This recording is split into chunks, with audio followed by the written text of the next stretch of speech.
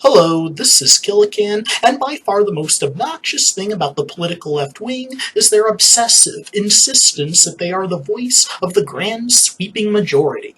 They've had this delusion since the early days of the country, when their biggest names were, like today, wealthy landowners, albeit some who were born poor and rose to wealth on their own, back when the Dems actually encouraged people to lift themselves out of poverty. Despite their track record of elitism and with a little help from the media, the Dems have always managed to sell themselves as representing the silent masses, and even they've been buying it as easily as Bill Clinton buys interns.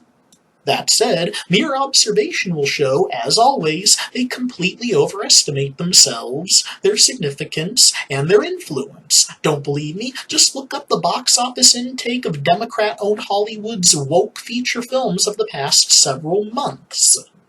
Most recently, Disney and Pixar's Onward, which only seems to have one very short, blink and you'll miss it, moment where a female cop briefly mentions her girlfriend's kids. Similarly, Disney squeezed a lesbian kiss into the finale of Star Wars Rise of Skywalker, and neither would have any claim to either film's box office disappointment except that Disney publicized and bragged about these minute scenes to the press. I mean, if they had just kept their mouths shut about it, they probably could have taken in a lot more cash.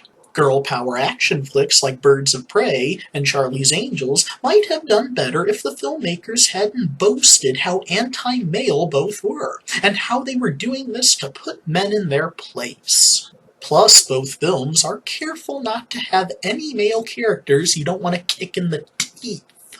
And by far the biggest disappointment of the year, Terminator Dark Fate, produced by the brilliant James Cameron himself and featuring two of the original stars. This one should have been an easy win. Pardon my French people, I usually try not to swear, but I mean seriously, Hollywood, how do you fuck that up? There's no sign of the beloved Robo-Governator until the final quarter of the movie, a wrinkled, feeble, grouchy old Linda Hamilton who belittles a girl for too greatly resembling the mother of Jesus, and worst of all, killing off teenage John Connor in the first 5 minutes. All the efforts of the original 2 movies squandered.